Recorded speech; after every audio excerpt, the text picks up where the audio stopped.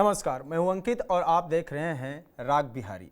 आज राग बिहारी में बात करेंगे जदयू के उस विवाद की जिसमें यह दिख रहा है कि चुनाव से पहले गुटबाजी तेज हो रही है, चाहे फिर वो मोकामा हो यानी मुंगेर का क्षेत्र हो और फिर चाहे वो भागलपुर का क्षेत्र हो। इन जगहों पर साफ साफ दिख रहा है किस तरीके से इनके सांसद विधायक आपस में लड़ाई कर रहे हैं, वाद विवाद हो रहा है, जिसमें गोपाल मंडल की बात आ रही है, अजय मंडल की बात आ रही है, जदयू प्रवक्ता नीरज कुमार की बात आ रही है और अनंत सिंह की बात आ रही है। सब आपस में भिड़ रहे हैं। इस पर बात करेंगे हम। इसके साथ ही बात करेंगे राजीव प्रताप रूडी के उस चुनाव के बारे में जिस चुनाव में उन्होंने बीजेपी के ही कद्दावर नेता संजीव बालियान को हराया है। कैसे हराया और क्या है उस चुनाव के मायने, उस पर भी बात करेंगे। इसके साथ ही बात करेंगे मंगल पांडे पर प्रशांत किशोर के बयानों की। प्रशांत किशोर लगातार बीजेपी नेताओं पर हमलावर हैं। वो दिलीप जायसवाल के बाद अब मंगल पांडे पर कई बयान दे रहे हैं। उन्होंने कहा है कि एक अगली किस्त और आएगी जिसमें वो बताएंगे किस तरीके से भ्रष्टाचार में ये फंसे हुए हैं या लिप्त हैं। तो चलते हैं हम पहले सवाल की ओर। हम बात करने के लिए हमारे साथ हैं हमारे सहयोगी पंकज कुमार सर। सर, पहला सवाल जो है वो यही है कि आखिर में क्यों इतनी बड़ी लड़ाई या टूट दिख रही है जदयू में चुनाव के पहले, खासतौर से मुंगेर क्षेत्र में और भागलपुर में तो एक बड़ी लड़ाई है। भागलपुर में गाली गलौज तक की स्थिति आ गई, एफआईआर तक को कर दिया और गोपाल मंडल और अजय मंडल जिस तरीके से लड़ाई कर रहे हैं। देखिए, आपको ये बता दें कि अजय मंडल और गोपाल मंडल की लड़ाई नई नहीं है, ये बात आप जान लीजिए। दरअसल गोपाल मंडल लोकसभा का चुनाव भी लड़ना चाहते थे और जिस तरीके से गोपाल मंडल और अजय मंडल की अदावत पुरानी है, उससे एक बात बहुत साफ समझ में आता है कि वहाँ पर वर्चस्व की लड़ाई है कि हम बड़ा नेता या तुम बड़े नेता, और उसकी लड़ाई देखने को मिल रही है।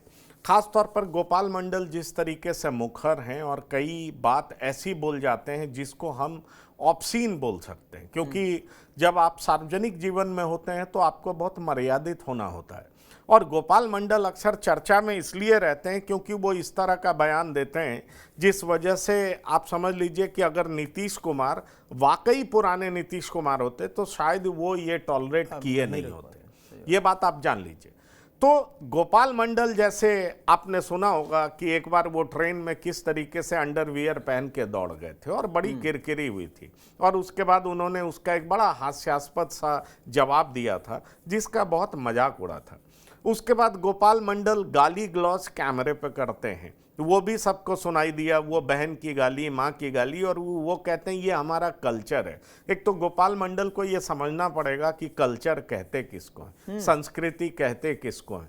लेकिन लोकतंत्र है, लोकतंत्र में कौन जीत करके आ जाएगा, किसको जनता का वोट मिल जाएगा, फिर उसका आचरण किस अनुरूप होना चाहिए, इसकी शिक्षा कहाँ दी जाएगी, ये भी एक बड़ा गंभीर सवाल है। शिक्षा तो जनता ही देती है ना, लेकिन जनता के बीच में गोपाल मंडल पॉपुलर हैं, वो जीत जाते हैं, तो उनको लगता है जो हम कर रहे हैं वही सही है। उनका बड़बोलापन, उनका धमकाना, उनका गाली देना, अपनी पार्टी के जो नेता हैं, सांसद हैं, उनके खिलाफ गलत तरह का आरोप लगाना।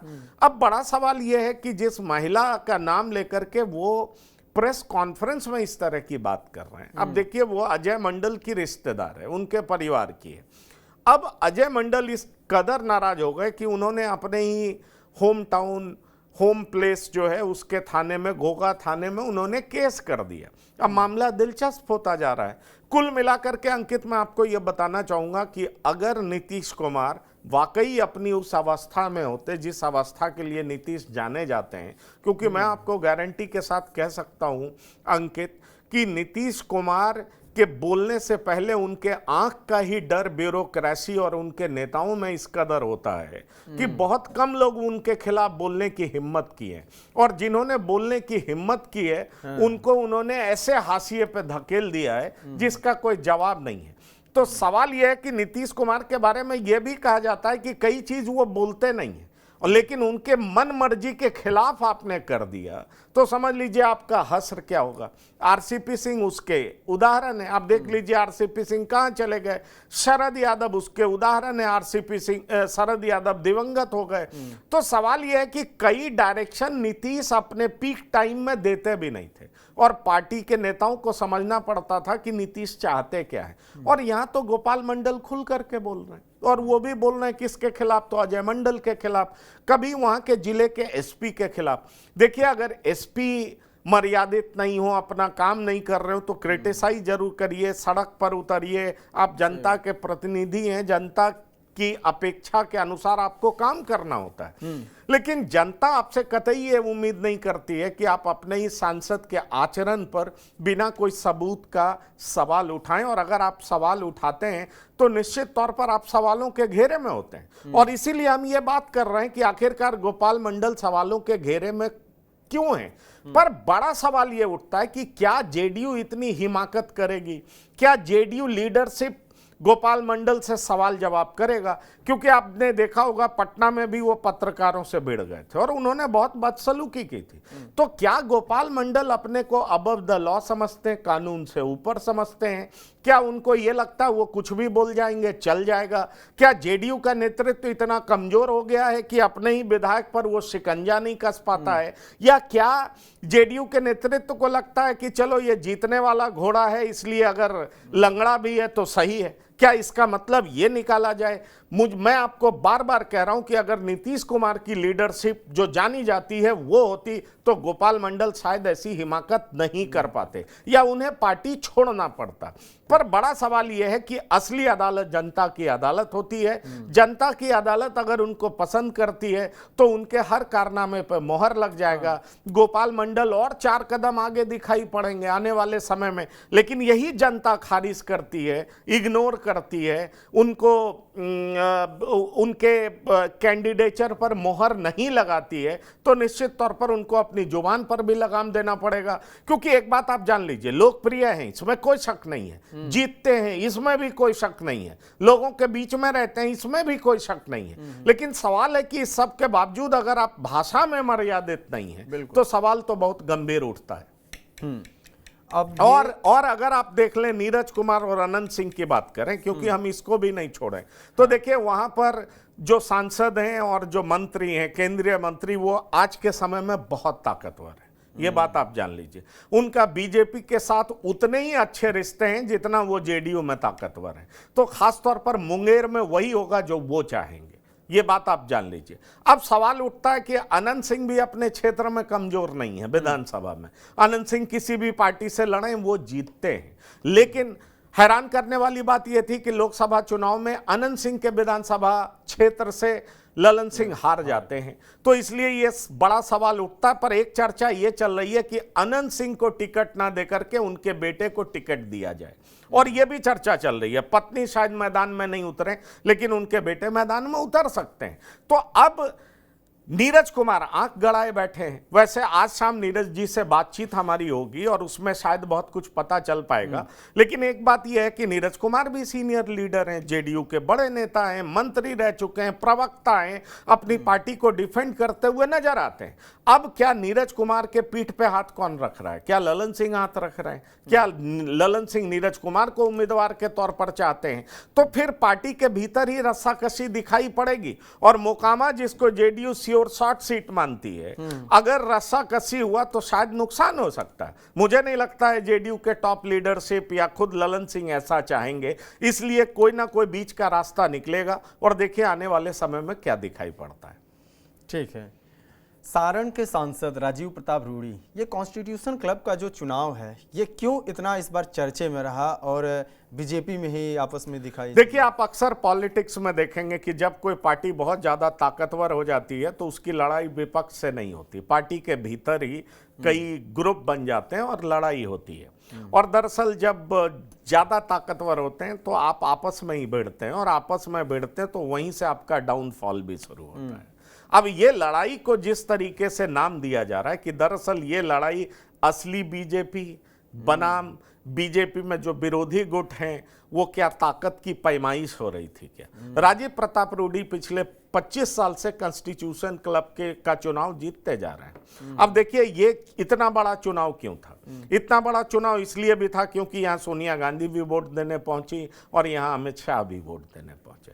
कहा जा रहा है कि राजीव प्रताप रूडी के पक्ष में तमाम विपक्ष के लोग थे और दरअसल संजीव बालियान के पक्ष में बीजेपी की प्रेजेंट लीडरशिप जो पूरी तरह पकड़ रखती है वो थी, और इसलिए बीजेपी के भीतर ही बीजेपी बनाम विपक्ष की लड़ाई थी। इसलिए इसकी चर्चा हर जगह हो रही है, और राजीव प्रताप रूडी 100 वोट से जीते हैं। इसलिए चर्चा जोरों से हो रही है कि बीजेपी की जो प्रेजेंट लीडरशिप है, जिसके पकड़ में पूरी तरह से पार्टी है, वो संजीव बालियान को जिता नहीं पाई। और उसकी बड़ी वजह यह है कि राजीव प्रताप रूडी के पक्ष में तमाम विपक्ष के वो लोग आ गए जो कि बीजेपी के प्रेजेंट लीडरशिप से काफी नाराज रहते हैं।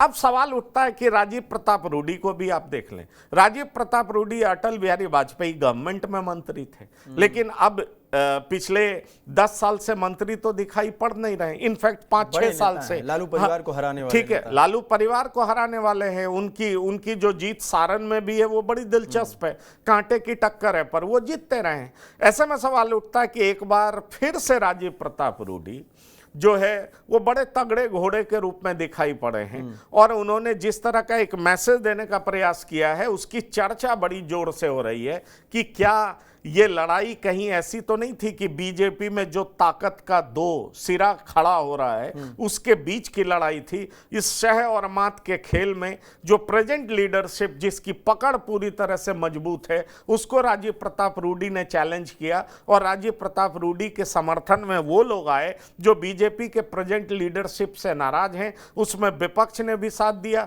क्योंकि विपक्ष को मालूम था कि बीजेपी बनाम अगर अदर पार्टी होगी तो दिक्कत होगी, इसलिए अच्छा है कि प्रेजेंट लीडरशिप के मोहरे को किस तरीके से हराया जाए। और इसकी चर्चा मीडिया में बहुत ज्यादा है। इसकी चर्चा इसलिए भी हो रही है क्योंकि हमने बताया उसकी बड़ी वजह क्या है। फिलहाल राजीव प्रताप रूडी जीते हैं, उनके चेहरे पर मुस्कुराहट ये बता रहा है कि कितनी बड़ी जीत जीते हैं, जबकि एक क्लब की जीत है। लेकिन इस जीत में 2 बड़े नेता खड़े थे और उनके पीछे देश के बड़े बड़े नेता थे, इसलिए इस जीत को बहुत अहम माना जा रहा है। बिल्कुल। तो कॉन्स्टिट्यूशन क्लब का जो चुनाव होता है वो सांसदों के लिए, नए और पुराने सांसद एक साथ बैठें, बात करें, विमर्श करें। जिन सांसदों को हम आपस में लड़ते भिड़ते देखते हैं वो इस कॉन्स्टिट्यूशन क्लब में बैठ के आपस में बातचीत करते हैं। इसीलिए राजीव प्रताप रूडी को विपक्ष और पक्ष दोनों तरफ से वोट मिले हैं।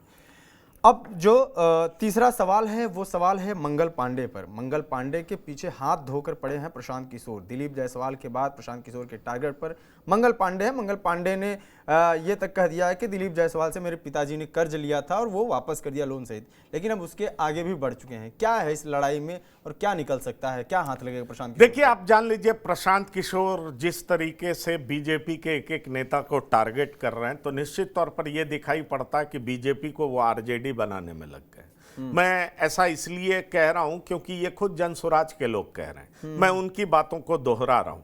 सवाल यह है कि बीजेपी जो अक्सर अपने चाल चलन चरित्र चेहरे के बारे में बात करती है, तो उसका असली रूप दिखाना चाहते हैं, ये जन स्वराज के लोगों का कहना है। अब देखिए, कल से ये बात बहुत तेजी से चल रही है कि आपको मालूम है कि चंपारण में जिस तरीके से एक बॉडी को घसीटा जा रहा था, शव के साथ उस तरह का दुर्व्यवहार अगर किसी अस्पताल में हो रहा हो तो ये चिंता का विषय तो बनता है। अब चिंता का विषय बनता है तो उसके लिए जिम्मेदार कौन है? क्या उसके लिए जिम्मेदार स्वास्थ्य मंत्री नहीं होंगे? क्या उसके लिए जिम्मेदार वहां का एडमिनिस्ट्रेशन नहीं होगा? क्या उसके लिए जिम्मेदार वहां की सरकार नहीं होगी? इसलिए प्रशांत किशोर ने यह सवाल उठाया है कि दरअसल ये सारे लोगों ने किस तरीके से बिहार को लूटा है, इस तरह का आरोप प्रशांत किशोर ने लगाया है। अब चूंकि मंगल पांडे इधर हाल फिलहाल चर्चा में है ही, 25 लाख रुपया उन्होंने लोन लिया है और लौटा दिया है, मंगल पांडे ये बात कह रहे हैं। लेकिन अब राजीव प्रताप रूडी कह रहे हैं कि अभी बहुत कुछ है, हम सामने लाएंगे कि 61 लाख कैसे लिया, प्रशांत किशोर कह रहे हैं। तो अब ऐसे में सवाल उठता है कि जन स्वराज बनाम बीजेपी, जबरदस्त लड़ाई आगे दिखेगी। वैसे मैं आपको बता दूं अंकित, बीजेपी के भीतर भी गुप्त मीटिंग हुई है, कैसे जन स्वराज को टैकल करना है, हैंडल करना है, ज्यादा तवज्जो भी नहीं देना है, लेकिन प्रशांत किशोर को कैसे ब्लैक पेंट करना है, काला पेंट करना है। यह चुनाव का रणनीति होता है। जैसे प्रशांत किशोर घेर रहे हैं वैसे ही बीजेपी भी घेरेगी। वो क्यों पीछे हटेगी? क्योंकि बीजेपी अपने चाल चलन, चरित्र और चेहरे को बेहतर दिखा करके वोट लेने का प्रयास तो करेगी। तो ये लड़ाई दिलचस्प होती जा रही है। देखिए आने वाले समय में और क्या क्या बाहर आएगा, क्योंकि बीजेपी को खुद पता है कि बीजेपी के कई नेताओं को सवालों के घेरे में लेने जा रहे हैं प्रशांत किशोर। वैसे में वो और क्या क्या उद्भेदन करेंगे, एक्सपोज करेंगे, क्या क्या लोगों को बताएंगे, ये देखना बेहद दिलचस्प होगा। लेकिन ये जान लीजिए कि चुनाव मुहाने पर है। आने वाले समय में आरोप प्रत्यारोप और वो कभी बिलो द बेल्ट भी हिट होता हुआ नजर आएगा, हिट करते हुए लोग नजर आएंगे। लेकिन आपने देखा है कि अक्सर चुनाव से पहले जिस तरह का वाक युद्ध होता है वो हैरान करने वाला होता है। पर एक सवाल ये जरूर है कि अगर इस तरह का निजी आरोप लग रहा है और भ्रष्टाचार का आरोप लग रहा है, तो जवाब सिर्फ जनता की अदालत में ही दिया जाएगा या कोर्ट में भी दिया जाएगा? ये भी एक बड़ा सवाल उठता है, क्योंकि आपको याद होगा अरविंद केजरीवाल ने कई नेताओं को घेरा था। आरोप भी तो कोर्ट में नहीं लग रहे अरुण हैं। जेटली, नितिन गडकरी, सब लोग कोर्ट में गए थे और बाद में अरविंद केजरीवाल को मुंह की खानी पड़ी थी। तो सवाल यह है कि क्या बीजेपी के नेता ऐसा करेंगे क्या? क्योंकि अंकित एक बात मैं आपको बता दूं कि प्रशांत किशोर ने कई सारे सीबीआई के ऑफिसर्स को भी उन्होंने हायर किया है। जिन लोगों के खिलाफ बहुत सारे कागजात आ रहे हैं उनकी प्रॉपर स्क्रूटनी हो रही है, पढ़ाई हो रही है और उसके आधार पर बहुत सारी बातें की जा रही है। प्रशांत किशोर सिर्फ आरोप ही नहीं लगा रहे हैं, कोर्ट में घसीटने की बात कर रहे हैं और राजनीतिक तौर पर यह भी कह रहे हैं कि अगर जनसुराज की सरकार बनी तो पुलिस इनको दौड़ा दौड़ा करके पकड़ेगी, गिरफ्तार करेगी और थाने तक ले जाएगी, इन्हें सजा दिलाएगी। तो ये केवल राजनीतिक बयान है या इस बयान में दम है, वो तो चुनाव के बाद ही पता चलेगा। लेकिन फिलहाल राजनीतिक लड़ाई बेहद दिलचस्प दिखाई पड़ रही है, काफी रोमांचक मोड़ पे दिखाई पड़ रहा है। बिल्कुल। तो फिलहाल बिहार में प्रशांत किशोर लगातार आरोप लगा रहे हैं। हालांकि भारतीय जनता पार्टी इन आरोपों को ज़्यादा तवज्जो देने के मूड में नहीं दिख रही है। अब वो उसके पीछे कुछ भी रणनीति हो सकती है। हो सकता है बीजेपी ये चाहती हो कि प्रशांत किशोर ज़्यादा हाईलाइटेड ना हो और उनके आरोपों में उलझना भी नहीं चाहती हो। और बीजेपी के साथ ही तेजस्वी यादव भी जो आरोप प्रशांत किशोर लगाते हैं उनसे बचती ही है। तेजस्वी भी जो आरोप लगाते हैं बीजेपी पर ही लगाते हैं, पीके की बातों पर कम जाते हैं। क्या होता है बिहार की राजनीति में देखना होगा। आपकी इन तमाम विषयों पर क्या राय है कमेंट बॉक्स में जरूर बताएं। जुड़े रहिए TV9 बिहार झारखंड के साथ। देखते रहिए राग बिहारी। नमस्कार।